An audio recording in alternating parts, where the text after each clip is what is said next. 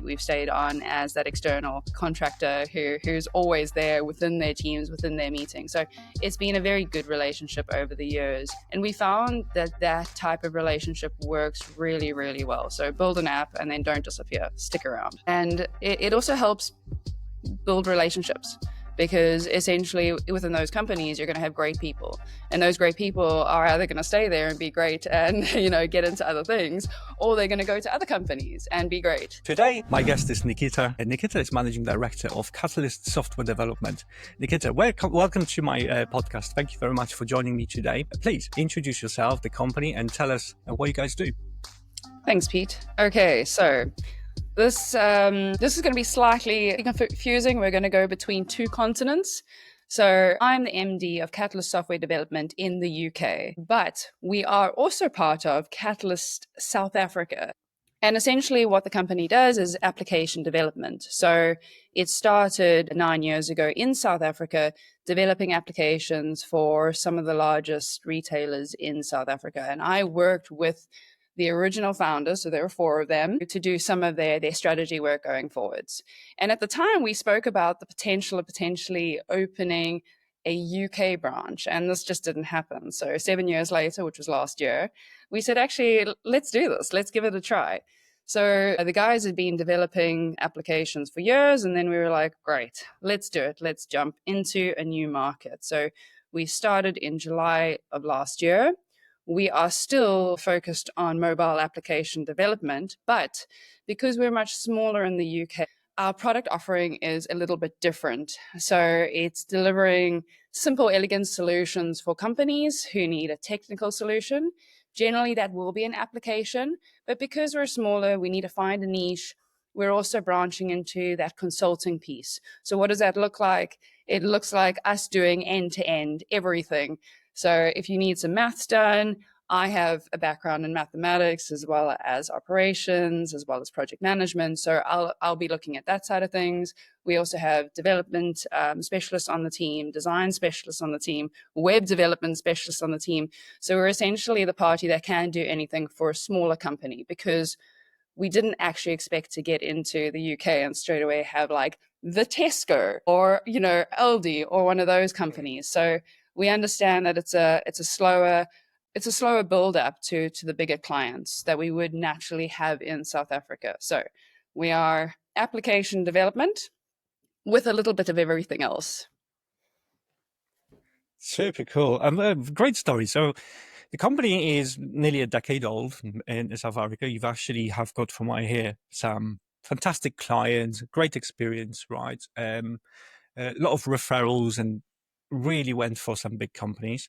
And then you decided, okay, let's expand. And UK was your first expansion country. And now you're also expanding the offer, right? So, okay, we software Absolutely. developers, it's not just the apps.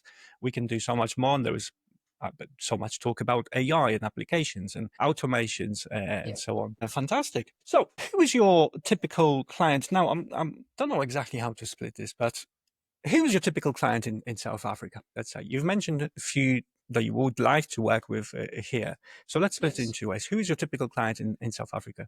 And who are you focusing on in the UK based on that experience that you have there? So in South Africa, some of the clients that we're working with are Mr. Price, and we've also done work for some of the other retailers, Pick n Pay. And these are billion-dollar companies, so that they are big. And for a while, Mr. Price was also based in Australia, so some of them have actually expanded internationally. I think that might have stopped now, but either way, revenue goes into the $1 billion. So they are big companies, and we've also been working with them for a long time. So Mr. Price, we built the application for, many years ago when the company in South Africa first started, and yet we still work with their team. So we've stayed on as that external contractor who's always there within their teams, within their meetings. So it's been a very good relationship over the years. And we found that type of relationship works really, really well. So build an app and then don't disappear, stick around. And it also helps build relationships, because essentially within those companies, you're going to have great people, and those great people are either going to stay there and be great and, get into other things, or they're going to go to other companies and be great. And forming those relationships has worked really well for us, because it also makes working for big companies good fun. You know, we get into those teams, we get to be friends with people, we get to work with different people. So it keeps life interesting, because building the same application for a long time can also, you know, it can get old. So the people make it fun. So big companies in South Africa, but also smaller ones. So we work with a range of different companies, and one of the things that we pride ourselves on, is having conversations with small companies, with startups. You know, there are situations where we might not be the best company to work with another company or with a startup. We also generally build native applications. That means, you know, building for the operating system that is Android or iOS or Apple. So in that case, someone might actually be better suited to having a React Native application right at the beginning, just to start up, depending where their money is coming from. That would serve both of those markets, and they could build their product up. So in some cases, we're not the correct company to work with, but it's fun to have those conversations and give people some pointers and do that sort of thing. And also, we do actually work with startups in South Africa too. So a whole range of customers.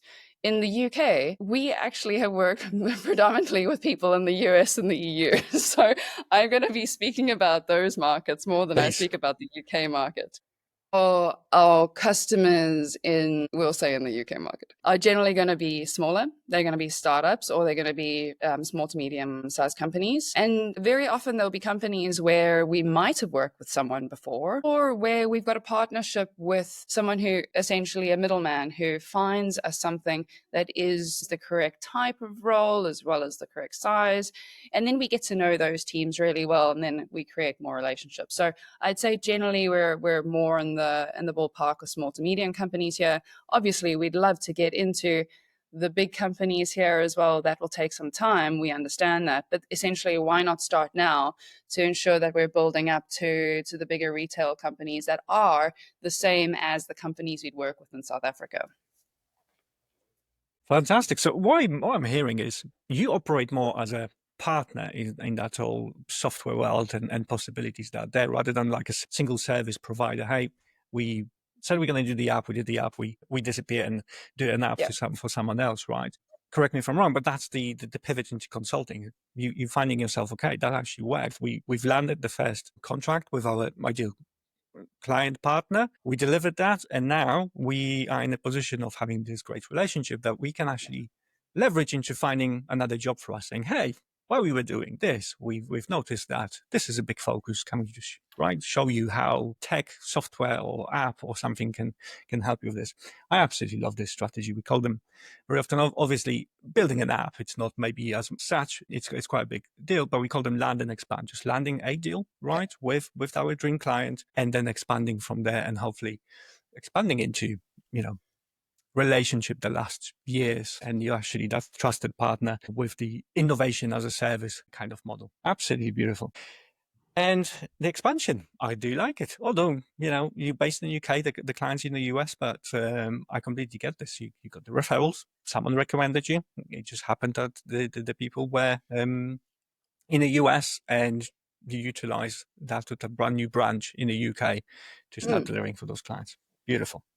Well, I think Okay. I just want to add on to that very quickly. So I think also having a UK branch, it brings peace of mind to individuals to do business in certain parts of the world, and that could be for a multitude of different reasons.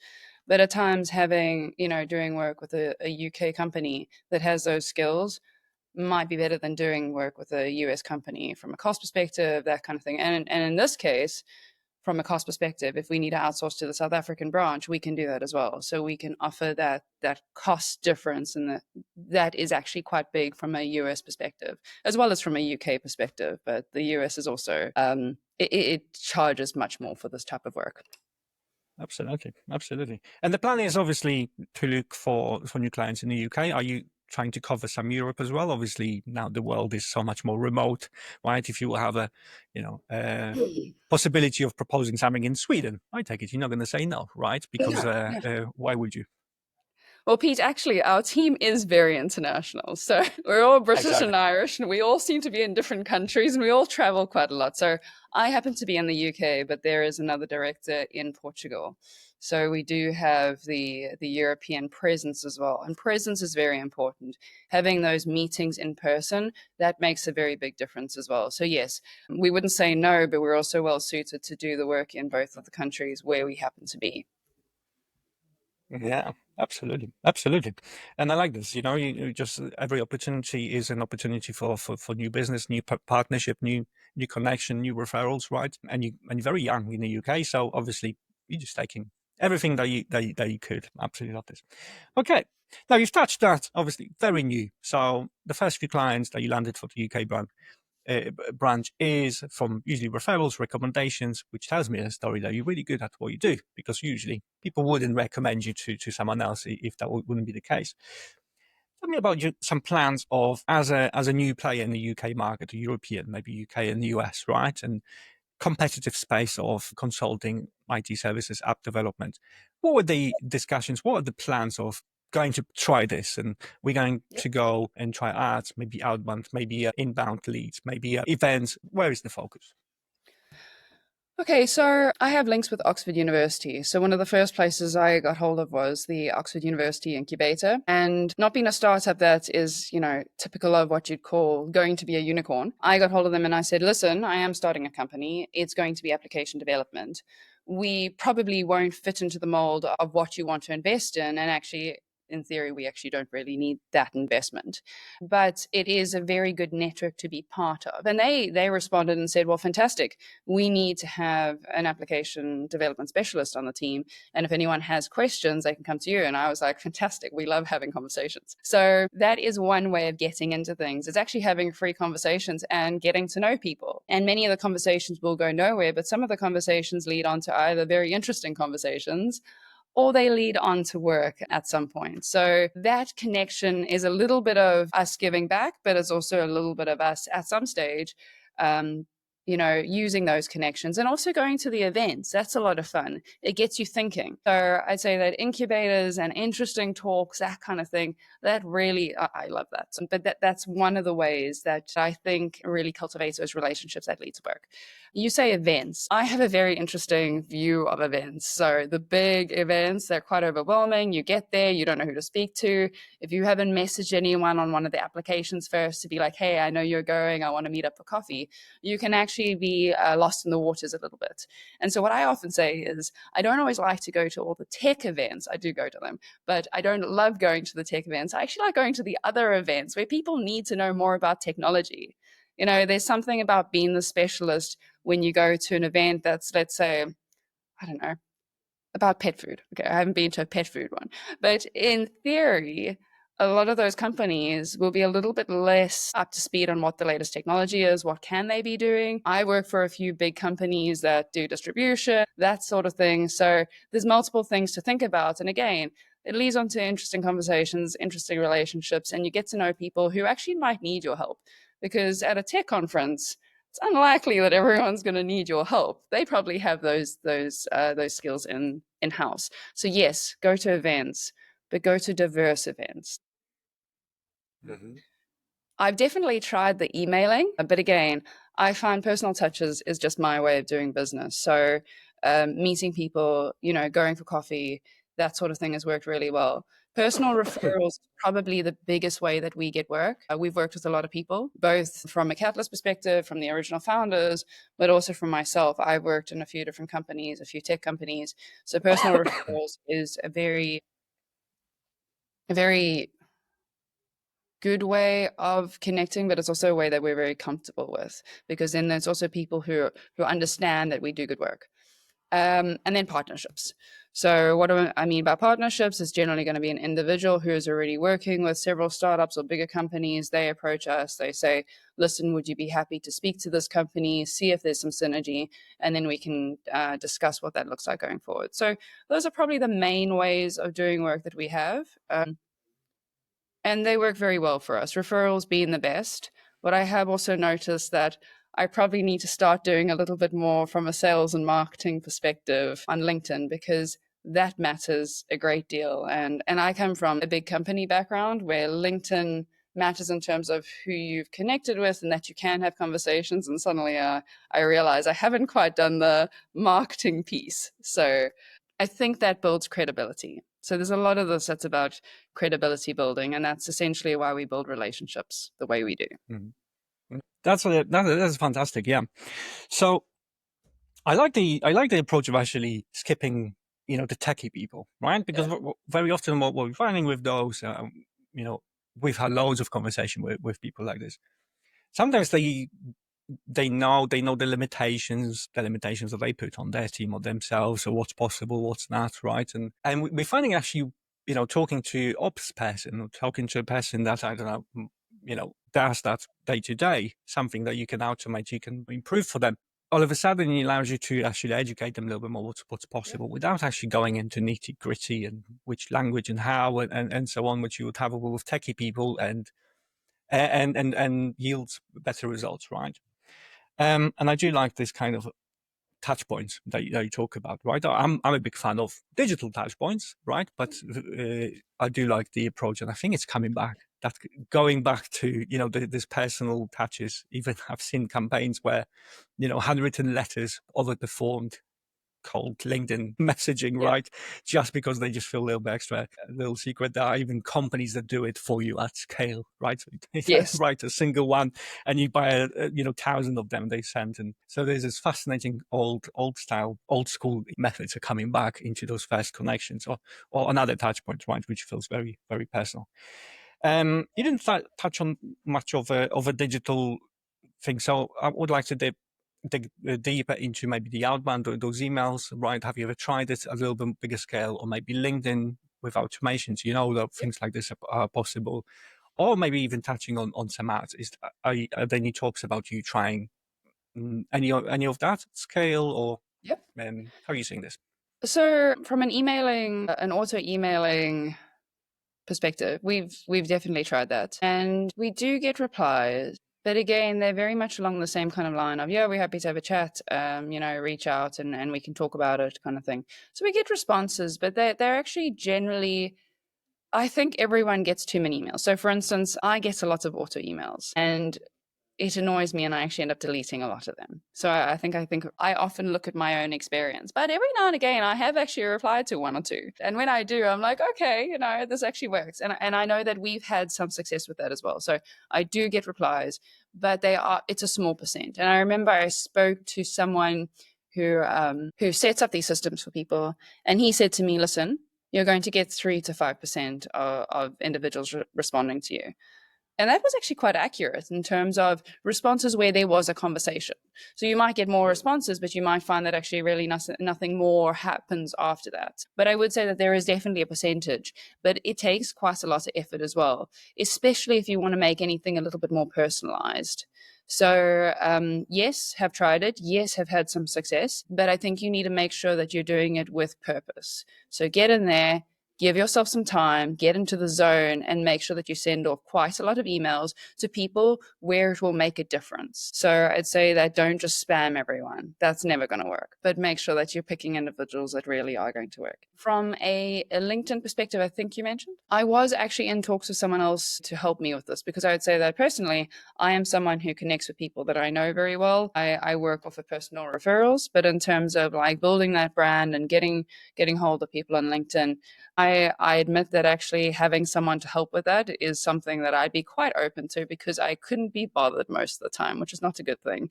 But it is true. Like, I love a good LinkedIn conversation, but I don't like bulk. Bulk for me starts to feel very impersonal, and I think someone else is probably better placed to do that kind of thing. And so I've definitely considered that, but I haven't actually tried it yet. I've used quite a few of the tools that are out there just to give them a try. But again, I think that you need to commit to a tool to really understand what it can do for you. And I think that at times I do that and I don't have the full understanding of everything that it can do. And then I stand back and I'm like, oh, wow, this can do a lot. So yes, have tried some of them, have committed to some of them for a short time, and haven't always continued. So I think I still rely very much on my network, which may be a bad thing.